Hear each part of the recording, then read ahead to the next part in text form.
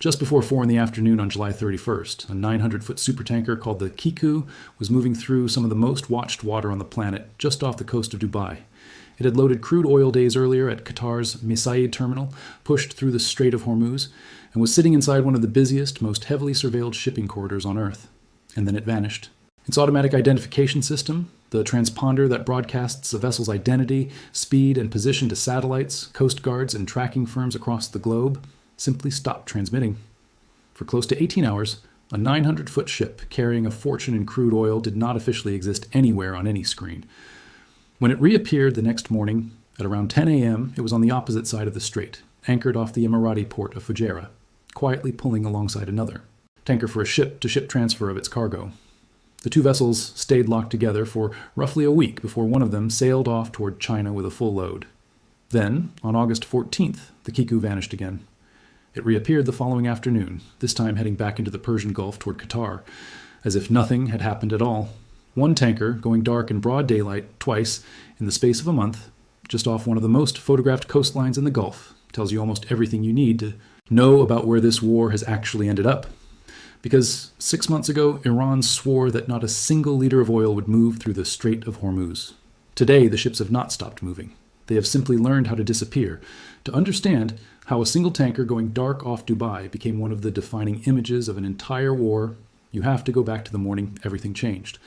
On February 28, 2026, the United States and Israel launched a coordinated military campaign against Iran that opened with the assassination of Iran's supreme leader, Ali Khamenei, along with a string of senior Iranian officials, in a single wave of strikes. Washington and Jerusalem said the goal was regime change and the destruction of Iran's nuclear and ballistic missile programs. Within hours, Iran answered, and it answered in a way that made clear this was not going to stay a two-country conflict.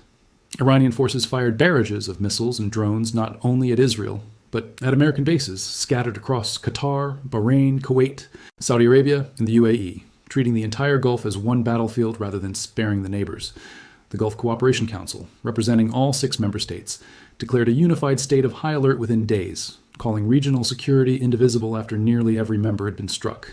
But Iran's most consequential decision that week had nothing to do with a missile at all. It reached for the one piece of geography that gives Tehran leverage over the entire global economy: the Strait of Hormuz, a waterway just 21 miles wide at its narrowest point, through which roughly a fifth of the world's oil and a fifth of its liquefied natural gas normally passes every single day.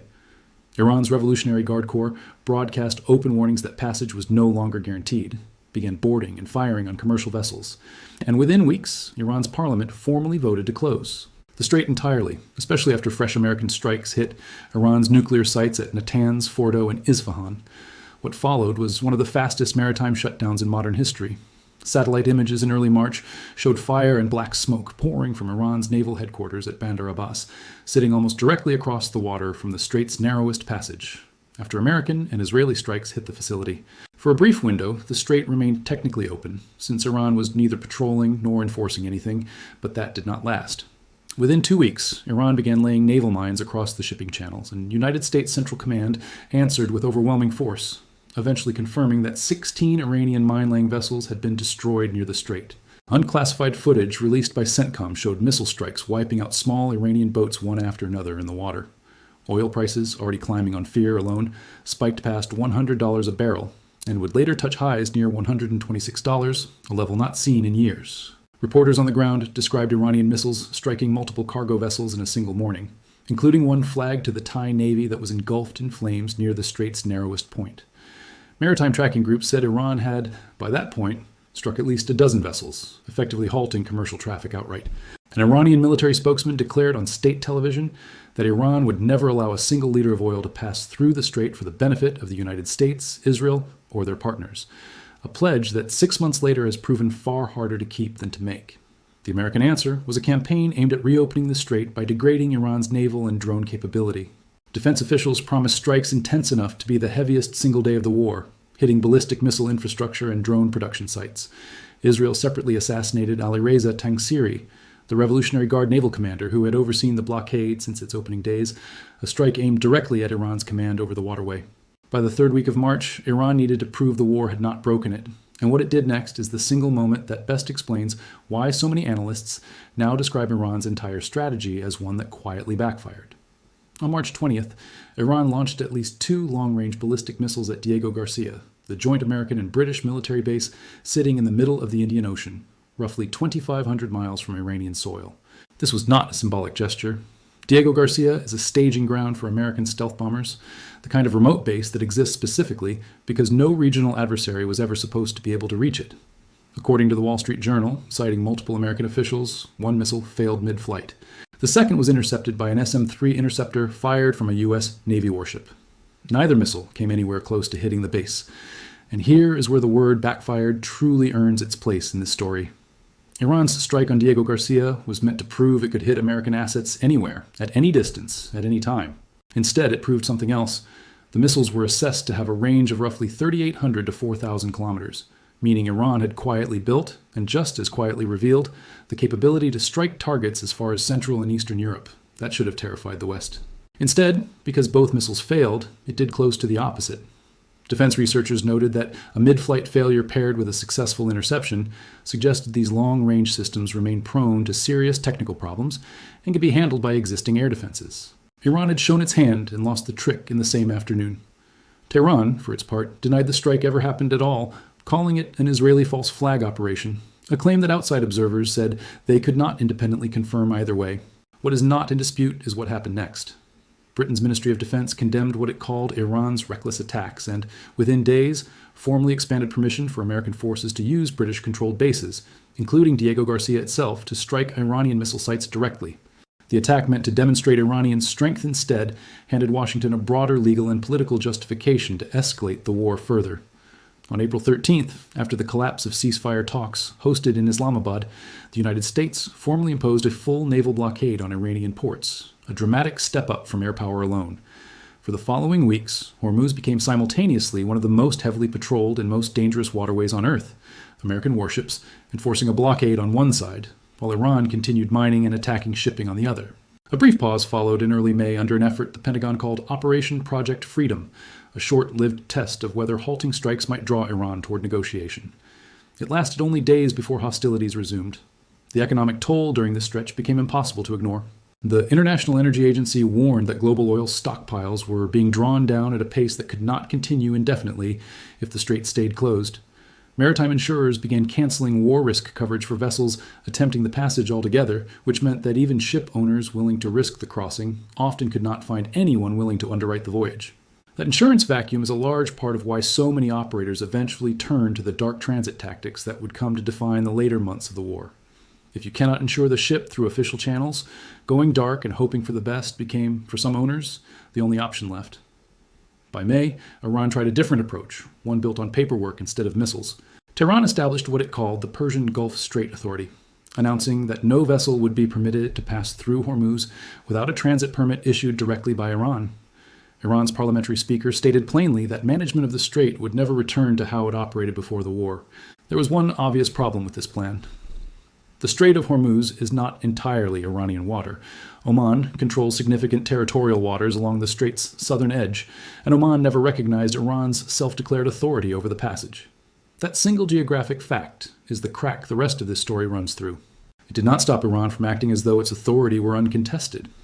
In one widely reported case from this period, the Revolutionary Guard's Navy stopped and questioned a tanker that switched off its own tracker while approaching the strait and reappeared a day later off Abu Dhabi. An early preview of the exact evasion tactic vessels, like the Kiku, would later rely on. An Iranian naval official told state media at the time that the strait remained under the complete control of the Islamic Republic's Navy. Language Iranian officials would repeat almost word for the rest of the year, regardless of what the shipping data actually showed. A brief window of hope opened in mid-June when Iran and Oman signed a memorandum aimed at reopening the waterway. Maritime authorities coordinated an evacuation of long-stranded ships through Omani waters, and crossings ticked upward briefly, though never close to pre-war levels. That window slammed shut fast. On June 25th, days after the evacuation began, Iran attacked a ship inside Omani waters, prompting immediate American strikes. Then on July the 6th and 7th, Iran attacked more vessels off the Omani coast, including 3 commercial ships in one stretch, triggering another wave of American strikes. The June memorandum was effectively dead within weeks, and by mid-July, the volume of attacks on both sides had reached its highest level since April. Regional spillover made things messier still. Yemen's Iran-backed Houthi movement, already a threat to shipping in the nearby Bab el-Mandeb Strait, claimed to have targeted 8 Saudi oil tankers since late July alone, widening the conflict well beyond Hormuz. Separately, a sanctioned tanker from Russia's so-called Shadow Fleet ran aground off Oman's Chibla Island in June, spilling roughly 800,000 barrels of crude and threatening turtle nesting grounds along the coast. None of that was caused directly by the Iran war, but it shows how crowded and combustible these waters had become, with several overlapping conflicts converging on the same stretch of ocean. Which brings the story into August and into the numbers that now define this conflict more than any single missile or headline. Before the war, roughly 130 ships passed through the Strait of Hormuz every single day, carrying a fifth of the world's daily oil supply. On some days in early August, ship tracking data showed that number falling to as few as 8 vessels in 24 hours. One maritime intelligence firm recorded roughly 73 transits across the entire week of August 10th through the 16th, down from 91 the week before. To put that in perspective, the pre-war baseline was somewhere close to 73 ships crossing in a single day, not an entire week. Brent crude has climbed roughly 16% since the war began, and American retail gas prices have been running nearly a full dollar higher per gallon than a year earlier. And this is where the story turns genuinely strange, because both sides are now making claims about who actually controls the Strait of Hormuz, and the shipping data does not fully back up either one.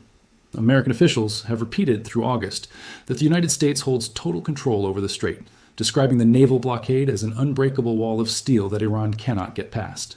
Iran's response has been immediate and pointed, insisting through its self-declared Strait Authority that American claims the waterway is open do not change reality, and that it remains closed until Washington meets Tehran's conditions. One former American diplomat put it perhaps most precisely, saying that no one is actually in control of the Strait of Hormuz right now. Denying passage to an enemy is relatively easy. Guaranteeing safe passage for the entire world's shipping fleet is an entirely different and much harder problem, and neither Washington nor Tehran has solved it.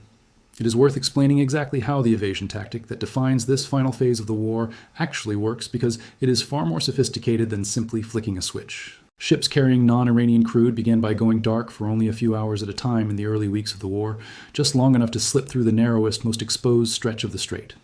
By August, that window had stretched considerably longer, with tankers going dark for the better part of a day or more, hugging the Omani coastline the entire way to stay as far outside the range of Iranian patrol craft as possible. The Kiku's own journey is the case study analysts keep returning to. After loading at Masayid, it crossed toward Hormuz, went dark near Dubai on July 31st, and resurfaced the next morning off Fujairah on the opposite side, where it anchored beside another Greek-owned tanker, the Naval Electron, for a week-long ship-to-ship transfer. The Naval Electron then sailed off fully loaded toward Ningbo, China, while the Kiku sat idle near Fujairah until it vanished again on August 14th, reappearing the next day heading back into the Gulf toward Qatar. Analysts tracking the region say Greek-owned tankers in particular have been disappearing from commercial tracking screens as they cross the strait at night, reportedly under a degree of American military overwatch, before resurfacing in the Gulf of Oman to transfer crude to other ships waiting safely outside the conflict zone. Satellite photographs have captured rows of tankers hugging the Omani coast with no corresponding transponder data at all for the same hours, a shadow shipping lane operating in plain sight of orbit but invisible to anyone relying on official tracking. According to Kepler, the shipping analytics firm that has been tracking the crisis in granular detail, roughly 80% of all traffic through Hormuz in recent weeks has been moving this way, dark, rerouted, or both. Compounding the confusion, GPS spoofing, a form of electronic interference that makes a ship's broadcast position appear dozens of miles from where it actually is, has become a persistent feature of the region, making it genuinely difficult for anyone, including Western militaries, to build a fully reliable picture of who is actually moving where and when. The tactic is not flawless either.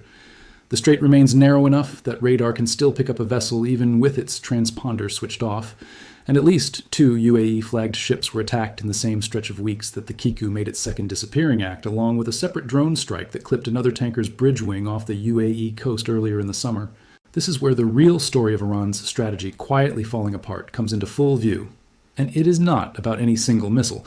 It is about 6 months of accumulated cost. More than 80% of oil now transiting the region is either moving through the Omani route, a corridor Iran opposes but cannot stop, or moving dark, almost always hugging Oman's coastline to stay away from Iranian patrol boats. If Iran's real goal was ever full command of the strait, several maritime security analysts argue it was never actually in that position to begin with. and its posture now looks more like deterrence than control. Meanwhile, the rest of the world simply built around the problem, and that, more than any single battle, is Iran's real strategic defeat. Saudi Arabia alone has rerouted roughly 5 million barrels of oil per day through its east-west pipeline to the Red Sea port of Yanbu, oil that would otherwise have been waiting for tankers inside the Gulf. Middle Eastern producers collectively rerouted another 2 million barrels a day around the strait through additional pipelines, including the UAE's own Habshan to Fujairah line. It is just past midnight on August 14, 2026, off the Omani coast of the Strait of Hormuz. A European satellite passes overhead and captures something that should not exist. 2 enormous crude tankers sit side by side in open water, hoses strung between their hulls, quietly pumping millions of barrels of oil from one ship into the other. Neither vessel is broadcasting a position. Neither shows up on a single public tracking website. According to every official system in the world, this stretch of water is empty. And yet the satellite image shows 12 separate cargo switches like this happening along just one 62-mile section of coastline that single day. This is happening in the middle of a war zone, past a military force that has spent 5 straight months insisting it controls this waterway completely. That force is Iran's Islamic Revolutionary Guard Corps, and it has mined this strait, fired on tankers, captured ships outright, and sunk a tugboat to enforce a blockade it says is absolute. So how is it possible that, according to the United States Department of Energy's own numbers, oil is still moving through Hormuz at nearly double the rate that public tracking systems suggest? The answer involves switched-off transponders, ghost tankers vanishing for days at a time, and a shadow logistics operation so quiet that most of the world has no idea it is happening. This is the story of how a blockade that closed off a fifth of the planet's oil supply may be leaking from 100 different holes at once, and of an Iranian force that keeps declaring total control over water. It appears to be losing its grip on night after night. To understand why this is happening in the dark, you have to go back to how this war actually started. On February 28, 2026, the United States and Israel launched a coordinated wave of pre-dawn airstrikes against Iran, codenamed Operation Epic Fury on the American side and Operation Roaring Lion on the Israeli side. It was one of the most aggressive joint military operations either country has carried out in decades. The strikes hit Iranian nuclear facilities, military installations, and senior leadership targets across the country almost simultaneously. Among the dead, according to NPR and later confirmed by Iran's own state media, was Iran's supreme leader, Ayatollah Ali Khamenei, killed at his residence in Tehran at the age of 86. Dozens of senior commanders and officials died alongside him, plunging the Iranian government into a leadership crisis it had never faced before in the history of the Islamic Republic. Iran's foreign ministry called the strikes a gross violation of its sovereignty. The Iranian Red Crescent reported more than 200 people killed in the opening hours alone, and within days, the retaliation began, but it did not come the way most people expected. Instead of just striking back militarily, the Islamic Revolutionary Guard Corps made a decision that would shape the entire rest of this war. It shut down the Strait of Hormuz to what it called unfriendly nations, broadcasting warnings over marine radio that no vessel from those countries would be allowed to pass. This was not an empty threat. The Strait of Hormuz narrows to barely 20 miles wide at its tightest point, squeezed between Iranian and Omani territory, and before this war it carried roughly a fifth of all the seaborne oil traded on Earth, along with a fifth of the world's liquefied natural gas shipments. Closing it was never meant to be a regional inconvenience. It was designed to be a shockwave through the global economy, and for a while it worked exactly as intended. By early March, tanker traffic through Hormuz had collapsed by roughly 70%, with more than 150 ships anchored outside the strait, simply too afraid to enter. The IRGC backed up its warnings with real violence. Over the following months, it boarded and attacked merchant vessels, laid sea mines across shipping lanes, and according to detailed tracking of the conflict, the toll includes at least 17 merchant ships damaged, 2 captured outright, a tugboat sunk, and 12 seafarers killed or missing. A port worker was killed and 2 others wounded in a separate attack in Bahrain. None of this is disputed propaganda.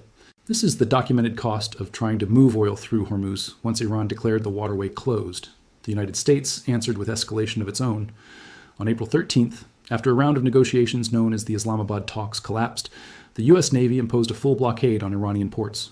In May, Iran responded by declaring the creation of what it called the Persian Gulf Strait Authority, announcing that no vessel could transit Hormuz without a permit from that body, effectively claiming administrative control over waters that geographically belong to Oman just as much as Iran. This war did not open purely with missiles either.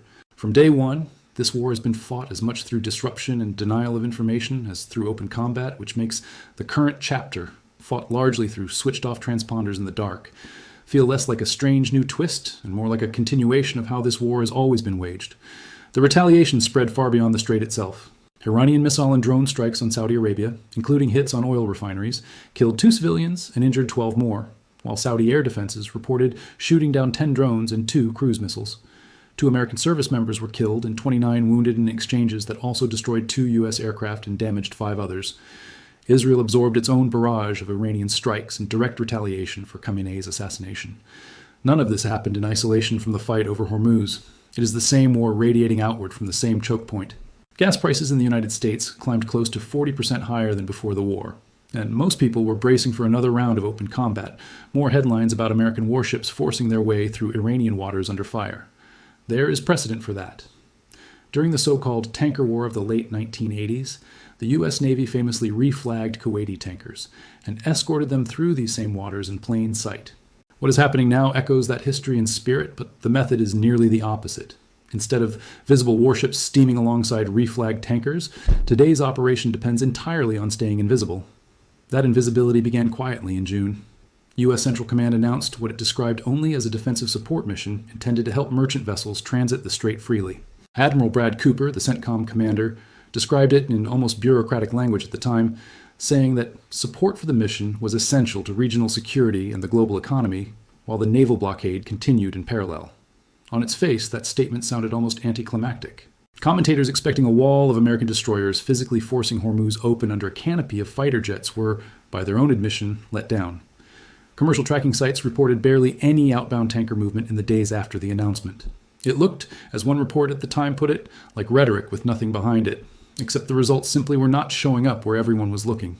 Within days, this quiet operation had cracked a 2-month export freeze that had been strangling Kuwait's oil shipments, triggering a significant draw on inventory at the port of Mina al-Ahmadi.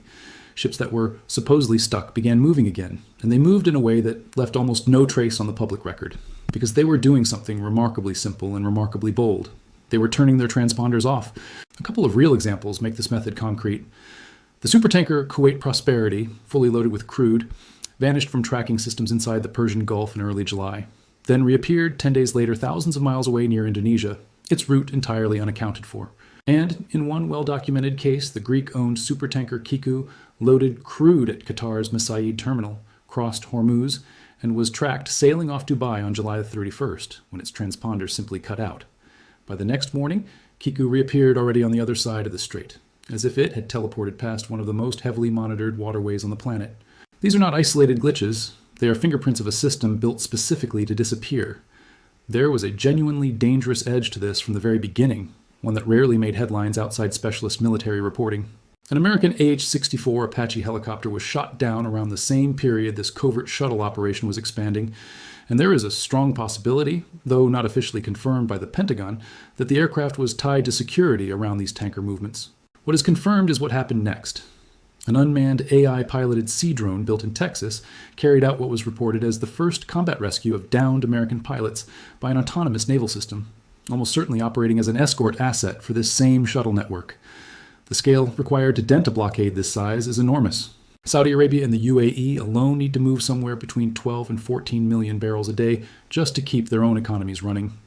President Trump at one point claimed 22 tankers moved through Hormuz in a single night under this program, a claim that, if accurate, represents roughly 44 million barrels moved in one dark sweep past a force that insists it controls every inch of that water.